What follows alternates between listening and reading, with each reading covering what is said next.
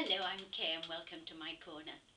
I don't have to go into my memory bag because I've already started this story about Lady B, the wealthy old lady who had all the money in the world but no reason to want to live except to live out her resentment at what life had given her. Sadly, the First World War had robbed her of her one and only child, an 18-year-old boy who never came back, and his room still lay exactly as it was when he left.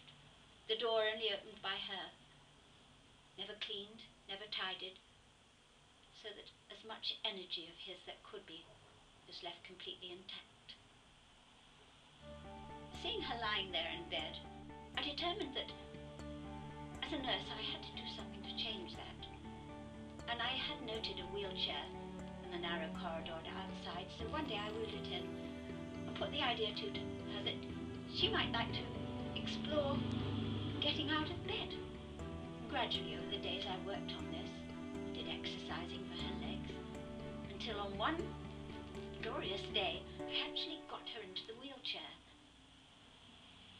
As we manoeuvred out of the bedroom and down the narrow corridor, it bumped into rolled up tapestries at the side, with a little poodle gaily cocked its leg. Elizabethan tapestries just left there to decay.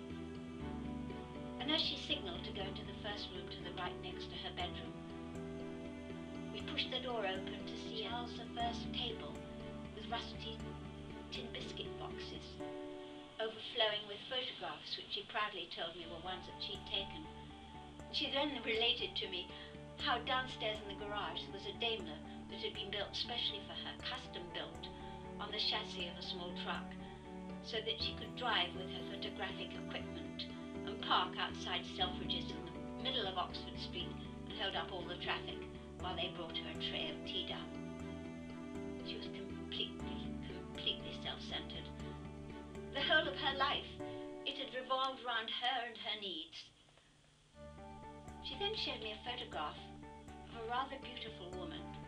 It looked as if she was in her 30s, completely naked, with one hand on the mantel shelf.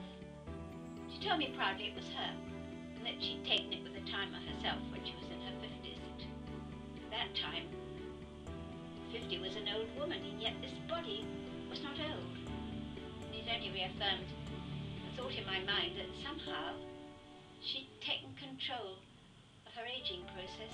She'd taken control of the way her life was going to be lived, and there was nothing pleasant about it.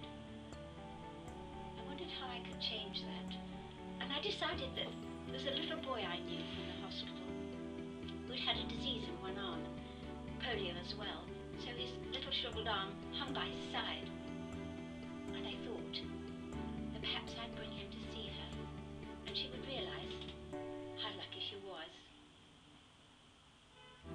It was worth a try.